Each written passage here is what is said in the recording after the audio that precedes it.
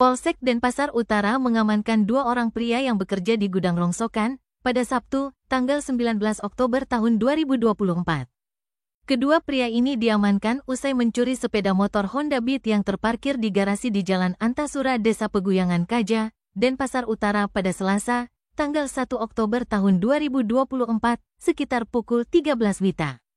Kedua pelaku bernama Aswan Oginesa, asal Jambi, dan Andika, asal Jombang, Jawa Timur.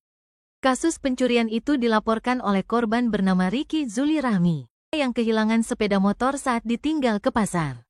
Pelaku melancarkan aksinya dengan mudah lantaran kunci sepeda motor ditinggal di dashboard.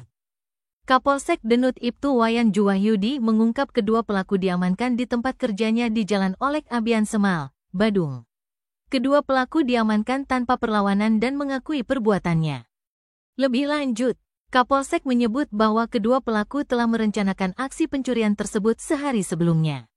Kedua pelaku mengetahui motor tersebut karena sebelumnya pernah bekerja di sebelah TKP.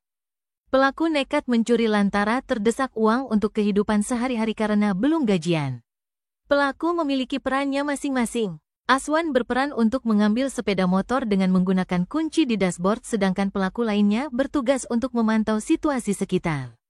Sepeda motor hasil curian kemudian digadaikan oleh kedua pelaku di Jalan Pulau Moyo, Denpasar. Uang hasil gadai digunakan untuk membayar kos dan kebutuhan sehari-hari. Kini keduanya sudah ditahan di Polsek Denpasar Utara dan disangkakan pasal 362 KUHP tentang pencurian.